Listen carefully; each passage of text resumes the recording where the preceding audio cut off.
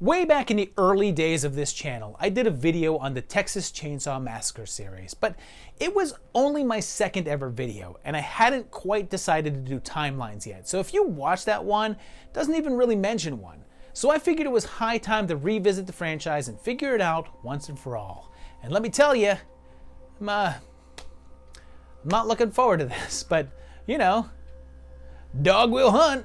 This kicks off back in 1974 with the original Texas Chainsaw Massacre, directed by a young Tobe Hooper, and begins with a classic Dan Fielding narration and a card letting us know that we're set in the August of 1973. We're told that there's been a series of grave robbings and desecrations in a small county in Texas, and we also get that sound. And in case you're curious, it's supposed to be the noise of a flash bulb going off, but is actually the sound of a tuning fork being scraped across a piano wire. We're then introduced to a van load of young people on a trip, including wheelchair-bound Franklin, everyone's favorite character Franklin, who is possibly the most beloved character in all of cinema. His sister Sally is there as well, and also Jerry, Pam, and Kirk. They're on the way to visit the house that Sally and Franklin grew up in and pick a hitchhiker up along the way who turns out to be pretty insane. They kick him out of the van and stop at a rest stop and meet the old guy that works there and tries to convince them to not go up to that old house, but they go anyway. When they get there, they all sort of split up and leave Franklin on his own, which he handles in a very mature and articulate manner.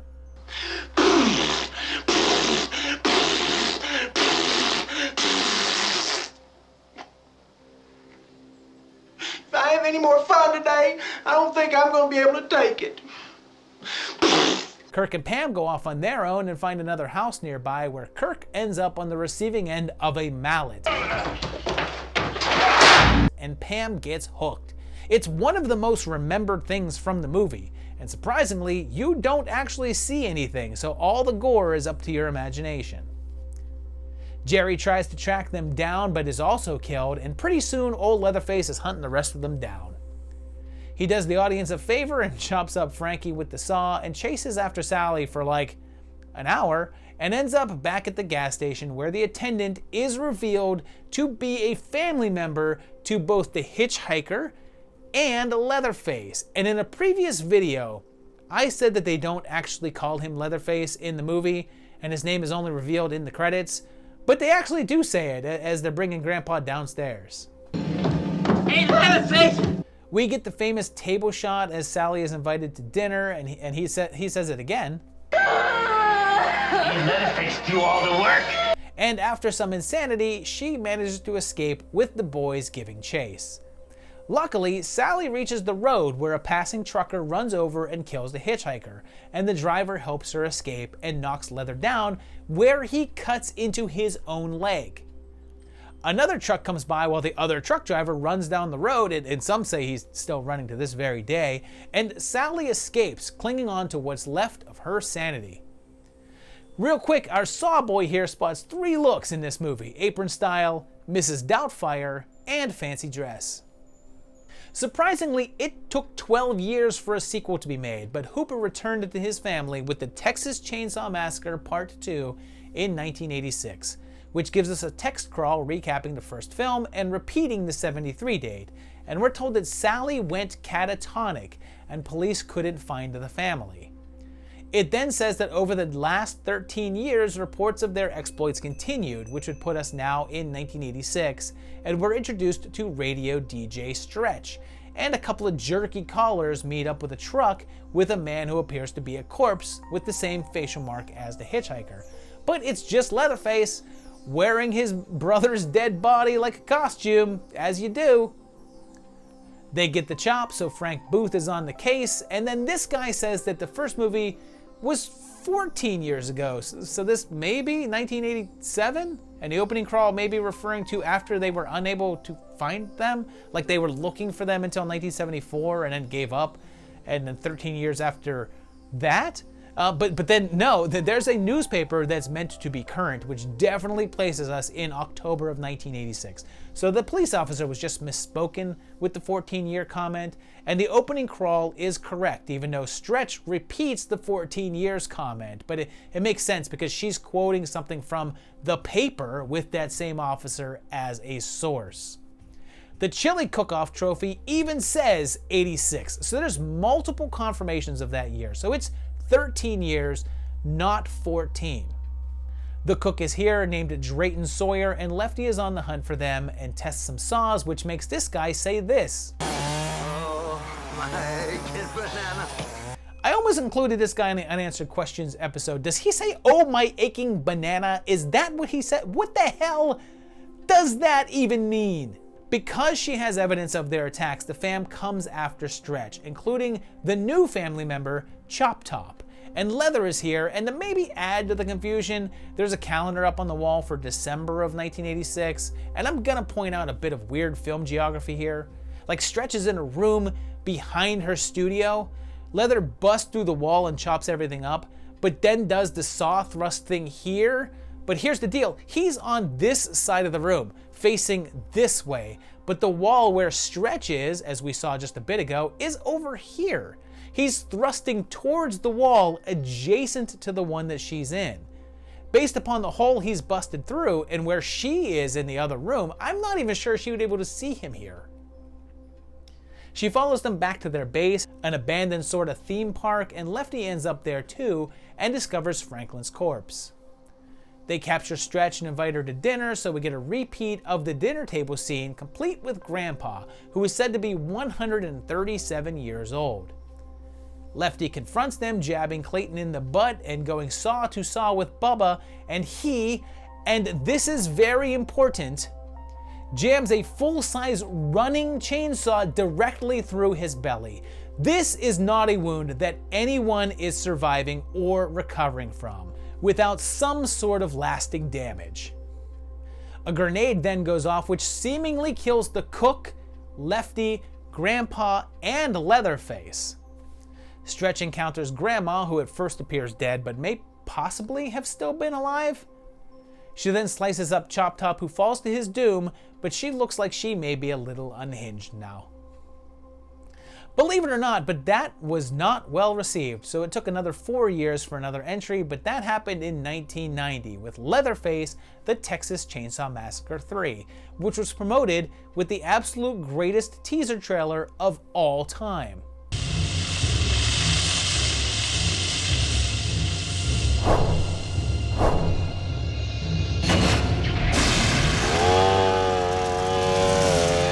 There's another opening crawl talking about 73, except this time we're told that Sally died in 77, which they didn't mention in the last one.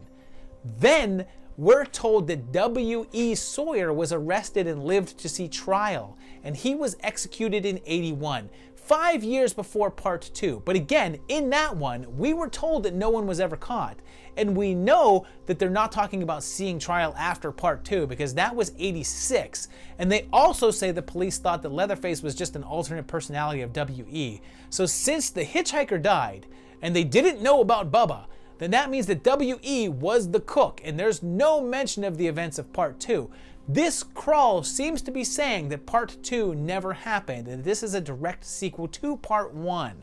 Now, over the course of this channel, there have been several things that I have said that have caused large amounts of somewhat angry comments, like Childs was human, Kyle Reese was always John Connor's dad, Nazis are terrible people, and I hate that I have to include that here, but you would not believe how many people came out to defend Nazis or say that it's dumb to call Nazis bad, but whatever. But also, saying that all the Texas Chainsaw Massacre movies aren't connected is another one. But this crawl says that someone was caught and executed, whereas we know that wasn't the case. It says Sally died, but the last one didn't. But that's not all, as we'll soon see. We meet Remake Tom and Michelle here, and the police discover a mass gravesite, and we get a brief flash of a news reporter that looks suspiciously like Stretch for a second, possibly making the second film exist. We see their plate and it looks like the sticker for 1988, and then we meet Alfredo, who's a bit nuts, and then Aragorn strolls in, and when their car is disabled, Leatherface shows up, and yep, he's still alive somehow. Then they encounter Peter on the road and also meet Tinker here, who very quickly shows his true colors. And when we see Leather again, we see that he's wearing a leg brace on the same leg that was cut into in the first film. So he's showing the wound from the first movie, but shows no signs of the injury from a chainsaw that went straight through his gut in the last one, while running. Again showing that this is meant to be a direct sequel to the first movie and ignores part 2. Michelle ends up at the family's house and meets this little girl who is strongly hinted to be Leatherface's daughter, and Tex is revealed to be the head of the family. There's also a new mama character, but Grandpa is here as well, and they kill Ryan. And it's not quite a full dinner party scene like before, but they still have the heroine at the table held hostage while they rant crazily, so it counts. Benny saves the day, killing Grandpa and Mama, then burning Tex. After a fight in the swamp, it appears as if Benny is chopped, but Michelle manages to take out Junior. It turns out that both Benny and Alfredo are still alive though, but she shoots him, and oh, if you're wondering what happened to Tinker, well, he died from a bullet wound from Benny, but his death was cut from the film, so I guess he could still be alive. But it's clear that Leatherface still is. And there's no clear date on this one, so I guess we could just go with that sticker and call it 88, that's fine. So it gets pretty wild now, because 5 years later, in 1995, there was the Texas Chainsaw Massacre: The Next Generation, with no numbering, and directed by Kim Henkel, who had co-written the first film. The opening crawl once again places the first film in 73, but then it gets super confusing. It says not one of the family members was ever apprehended, which directly contradicts what we saw in the opening of the last one, and says that there was no sign of them for 10 years. But then it says that there were 2 minor but related incidents, possibly referencing parts 2 and 3. Or they could just all be one regular continuity as long as you ignore the opening text of part 2 or 3, whatever. But that makes Leather's gut injury in part 2 a little far-fetched, since I'm not quite sure how someone could come back from that. Like, at all. It then says it was silenced for 5 years, saying the third film would have been 5 years earlier, so 1990, I guess. And then says we're set in 1996, which I guess makes part 3 set in 1991, if we're calling it the same continuity. We then meet Bridget Jones, and her friends are out on prom night, and they get into a car wreck.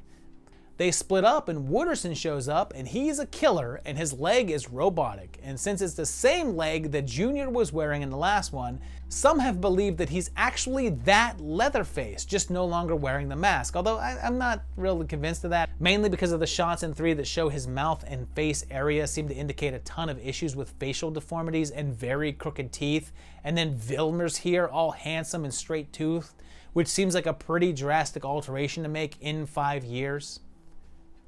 They encounter Leatherface, but he seems way more frantic than the last film, and his leg is somehow healed up, no longer needing the brace, again hinting that this may not be a continuation of the last film. Barry is killed, and Heather is hooked, and Jenny is captured. And after McConaughey just hamming it up for like an hour,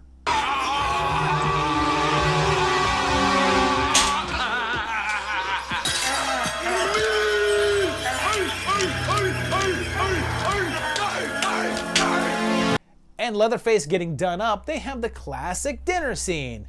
But then things get super weird when Mr. Rothman here shows up. I guess the head of the Illuminati that Vilmer has been ranting about, and their mission is to spread terror, I think, or something. And Rothman has body modifications, but Jenny is able to break loose and is chased. But instead of a random trucker, there's, I guess, a random crop duster.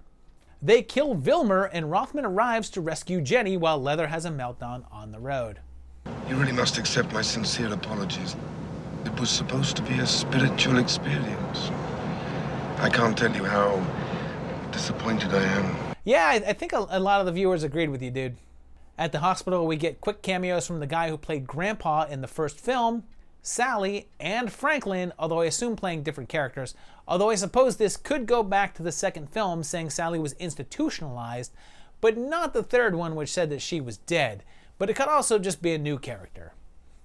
So it seemed like time to go back to the drawing board since 8 years later, in 2003, we got the remake, the Texas Chainsaw Massacre, which begins with the return of Leatherface narration and several shots of evidence all marked 1973, and a police officer making a recording stating that it's August of 73, and even the title screen says it, and then an on-screen date. So yeah, thank you movie for not only clearly marking it, but doing it like 7 times in the first 3 minutes. Once again, we have a van load of kids now on their way to a concert, including Mary Camden, Milo, and the guy from Cloverfield. Along the way, they pick up a distraught girl who shoots herself, and they try to find help and are told to meet the sheriff down the road and encounter the little ring kid, who I think is supposed to look like an inbred Klan kid, but literally just looks like the ring kid with fake teeth in. He's like the most unconvincing hillbilly kid ever. While they're waiting, Ellie and Kemper, is that a real name? Like, I wonder if they were writing this movie and were like, what do I name this kid? Like, I'll just make something up. Or do they actually know a Kemper and were like, I'm naming this dude after that guy with the strange name? They find the house nearby and meet Monty here, and the sheriff arrives and it's a gunny sergeant, and Kemp gets the club. There's a cameo from Harry Knowles' head when this guy was the biggest threat that Hollywood was facing down before his long list of assault allegations, and when Andy goes to try to find him, they get attacked and he loses a leg and he's then hooked. We then get the franchise's first full-on reveal of Leather's face, and he's missing a nose, and the sheriff is revealed to be the head of the family. Kemper's face gets used as a mask, and then there's also Crazy Tea Lady here and Henrietta, who reveals that Leather is Thomas Hewitt and he has a skin disease that has eaten away his face. But they drug Erin and take her back to the house. She mercy kills Andy and finds a wounded Morgan, who is then very quickly sawed. Erin leads Thomas to the meat plant where she chops his arm off and then rescues the stolen baby and runs down Hoyt and drives off, although Leather makes one last attack. So I guess they didn't want to make a one-armed Leatherface movie, because 3 years later they went the prequel route with 2006's The Texas Chainsaw Massacre: The Beginning, and instead kicks off in 1939. And we have a random woman giving birth to Thomas in a meatpacking plant, who then dies and they toss the baby away, where Luda May finds it and takes it home.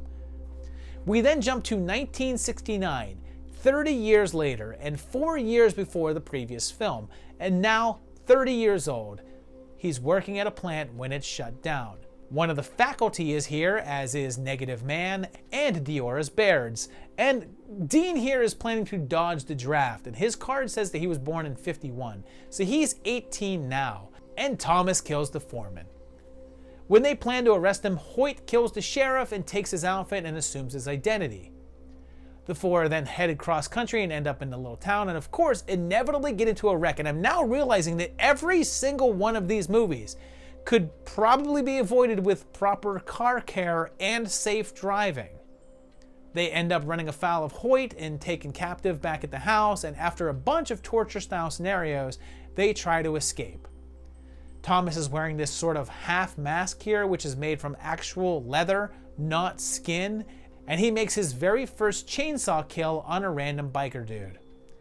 He then also uses it on Eric and removes his face in order to make his very first full mask. We also find out how Monty lost his legs, and they also get sawed, and since the town is drying up and things have gotten tough, the family decides to start eating human flesh. After not getting one in the last film, we get the dinner table scene with Christy tied up at the head, and they kill Bailey. Christy escapes, but Dean beats up Hoyt, but is killed by Thomas, and just as she thinks that she's getting away, somehow Leatherface was in the back seat and kills her.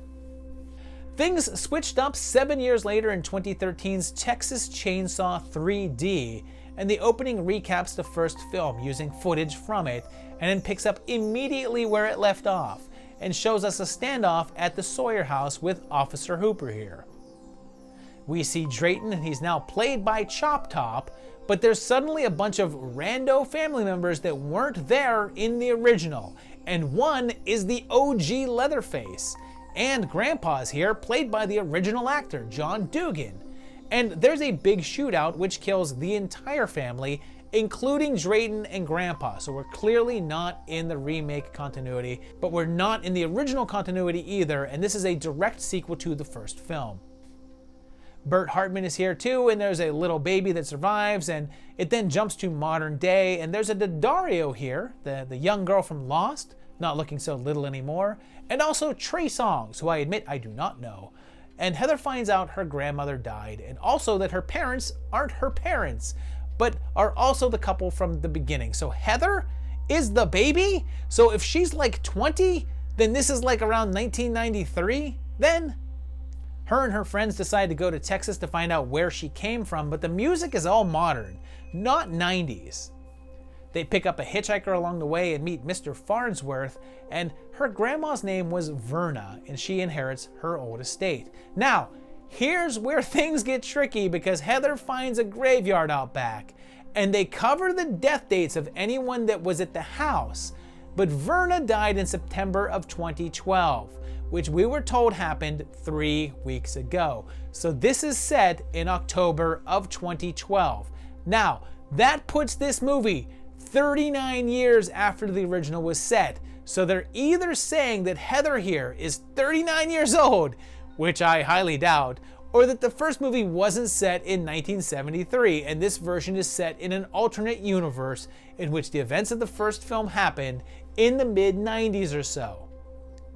Turns out Leatherface is in the house, and when the hitchhiker tries to rob it, he kills him. Son of Clint shows up, and Leather attacks, killing Kenny and chasing Heather, and they get away, but they're in a car, so guess what? Yep, they wreck.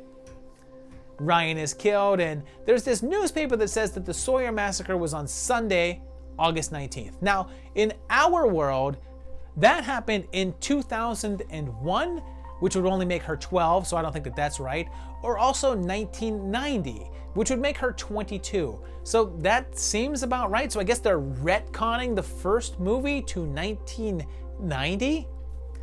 Okay, but then it gets worse because there's medical exams from Sally, and they're dated 8/18/1973, and it says that she was attacked by Jed Sawyer. So apparently the first film did take place in the 70s, and yeah, they have no idea how timelines work. Like they went through all that trouble to hide the dates earlier, but then right here, it's front and center multiple times. There's also a record of the bodies retrieved there, also marked 73, listing Drayton as Leatherface's father, and there's also a Bubba Sawyer, presumably not Leatherface, and they shoot Nicky accidentally. Farnsworth then tells Heather that Jed is her cousin and has the emotions of an 8-year-old, and Verna has been hiding him all those years, and Carl turns out to be Hartman's son, and they tie Heather up in some sort of a miracle shirt that magically stays in place, like bless that thing, right? Jed realizes that she's family and frees her, and the Hartmans start to beat him up, and for some reason, which I truly do not understand, I think we're supposed to be on Leatherface's side? Like, we have watched this guy murder like 5 people, at least 2 of them who were completely innocent, but we're supposed to be rooting for him now? And then, you know how in cinema there's certain lines that will always be iconic? They're here, we all go a little mad sometimes, I want to play a game, here's Johnny. Well, all of those pale in comparison to the greatest dialogue in film history. Do your thing, cuz. Hartman is killed, and Hooper's just like, oh well, seems on the level. And there's a letter from Verna, and she's actually Marilyn Burns, the original Sally, but it's just a double casting. It's not like they're saying Sally was her grandmother. And a mid-credit scene shows Jed killing Heather's adopted parents, and I think we're supposed to cheer it? Like, what a mess. Okay, here's where this goes even further off the rails, because 4 years later, they went the prequel route again with 2017's Leatherface. So this one has a birthday party for little Jed and a young Drayton, and his mother is Verna, who may have shot Andy Warhol, so it looks like this is connected to Chainsaw 3D, with her being there and his being named Jed, and he's given his first chainsaw. And okay, here's where it gets nuts. It's 1955 here now, and the boys kill a local girl. Her dad is Deacon Frost, who is Hal Hartman, I suppose father of Bert, and Jed gets taken away into state custody. It then jumps 10 years, so we're in 1965 now, and Lizzie here is a nurse at the facility, but there's handsome Jackson here, and heavy-set, curly-haired, obviously Leatherface Bud is here too. To go with the younger Verna, there's also a younger Farnsworth, and okay, so there's a 47-year difference between this movie and 3D, and I guess that makes sense for Verna and Farnsworth, but that would make Leatherface in his 40s in their updated original film time frame, and in his 60s in 3D. So there's a riot in which everyone escapes and Bud kills the head of the hospital, so Hartman and Iron Fist are on the case. They're paired with another psychotic couple and go on a crime spree, but when Ike goes too far, Bud kills him. The police kill Clarice, and in the ensuing chase, Bud is shot and killed, so he's apparently not actually our guy here. A stray bullet then strikes Jackson in the face, horribly scarring him, and they crash the car, because of course they do, and Jackson is revealed to be Jed. Eventually he meets back up with Verna and they capture Hartman, and they try to stitch up his face with a makeshift strap and takes the saw to the cop. Finally, after chasing Lizzie for a bit, he embraces his destiny and beheads her. It ends with him stitching together his first face using half of Lizzie's and half of Hal's. So then in 2022, it looked like it was time to do the Halloween thing and erase everything that came before it except for the first movie and simply call it Texas Chainsaw Massacre. This one opens with Larroquette again giving us another voiceover, reiterating the 1973 date for that one, making it clear we're not in that previous continuity. We're told Sally survived, but she's recast since Marilyn Burns has since passed, and this girl is here, hopefully out of the 8th grade by now, and she's told that Sally looked for Leatherface for 30 to 40 years, so we're at a minimum of 2013. And she's with her sister, and their car has a registration sticker that expires in August of 2020. So that's likely our year. This group is headed out to a Texas ghost town to renovate it, and there's an old orphanage there with a picture from 1975 with what appears to be Bubba's face scratched out. There's an old woman here, and it's the Borg Queen, and she says that she's been running the orphanage for nearly 50 years, but she's not supposed to be there as the bank foreclosed on her. She has a heart attack and is sent to the hospital along with the big guy, but she dies on the way. And oh, do you think that there's gonna be a car crash? Of course, there's a car crash. He cuts off Ginny's face and uses it for his new mask and then kills Ruth.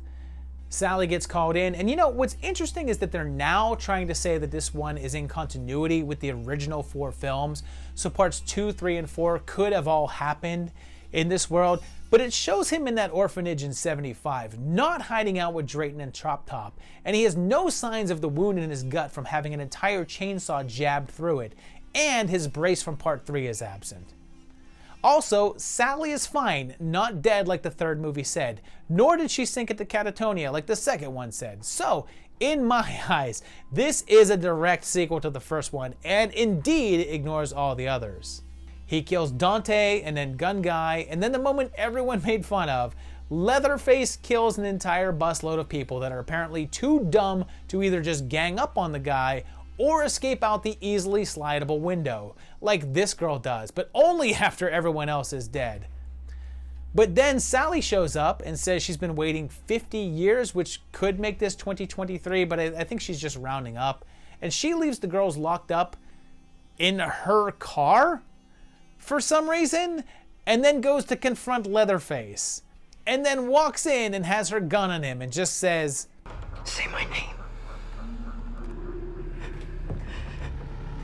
Say you know me. Oh, Sally, Sally, Sally. I prefer you died in 77 or went catatonic than this crap. She gets sawed, and eventually it's just Melody and Lila left, and they shoot him and then like barely graze him with his own saw, and I guess are just like, close enough. Of course he's not dead though, so Melody loses her head. The end. Without any other solid date, but that sticker will go with 2020 on it. Of course, there's also other media, including a bunch of comic books, first from North Star, then Avatar, and also showed up in a Topps series where he fought Jason. There was also some from Wildstorm as well, and there's also a couple of video games, including the notorious Atari 2600 game, where nothing can stop Leatherface except maybe a fence. There's also a new game upcoming that looks to be very similar to the Friday the 13th game and will release later this year. Now, there's also a short film out there called All-American Massacre, which was sort of a sequel and sort of a prequel to Texas Chainsaw Part 2, which featured Bill Moseley as Chop Top and was directed by Tobe Hooper's son, William. It would reveal that the Psycho survived the events of that film and then would give his backstory. There's a trailer that's available to view, but the complete film was never finished or released. Okay, that's really confusing, so let's break this down by continuity. Now, for the sake of this discussion, we'll just say that the first 4 films are connected. I don't totally agree with that, but if you delete the opening crawls, I guess it's possible, although I don't get how Leatherface would heal or survive after Part 2, but then have that old leg injury again, but whatever. If so, that makes Continuity 1 include the original film, and then Parts 2, 3, and 4. After that, it's the Remake universe, which consists of Texas Chainsaw 2003, and its prequel, and the beginning. Then, you have the third universe, which includes the original film, Texas Chainsaw 3D, and the prequel, Leatherface. Finally, there's the new universe, which is the original film again, and Texas Chainsaw 2022. But if you are like me and you don't want the original film to be continued, there's more continuities instead. It could be the Texas Chainsaw Massacre and Part 2 as one continuity, the Texas Chainsaw Massacre and Leatherface Part 3 in another continuity, and Texas Chainsaw Massacre and Texas Chainsaw Massacre The Next Generation as a separate continuity, meaning that there's a lot of continuities here. So there you have it, a huge mess of continuity and timelines. Yeah, doesn't make a lot of sense. What's interesting is the early ones actually make sense in terms of a timeline of time frames until you start to get into the Texas Chainsaw 3D debacle, which makes zero sense. But the early ones with the dates did okay. But yeah, you know, when Halloween H2O first did the whole thing of like, oh, well, we're gonna ignore everything but the first 2, you know, that seemed to be kind of groundbreaking. But Texas Chainsaw Massacre kind of wrote the book on that, because I truly feel like with every single movie, they were like, yeah, forget everything but the first one. But yeah, I don't know. Let me know what you think down below in the comments. I want to hear your thoughts on this timeline, and if you're happy to finally see it done properly, because again, I didn't have the timeline in the original video. Leave me that in the comments below. Like the video if you enjoyed it, subscribe to the channel if you enjoy that, and check out my Patreon page at patreon.com/movietimelines. I appreciate that as well. And I hope you enjoy these videos, and I will see you very, very shortly for another great one. Thanks, guys. Bye-bye.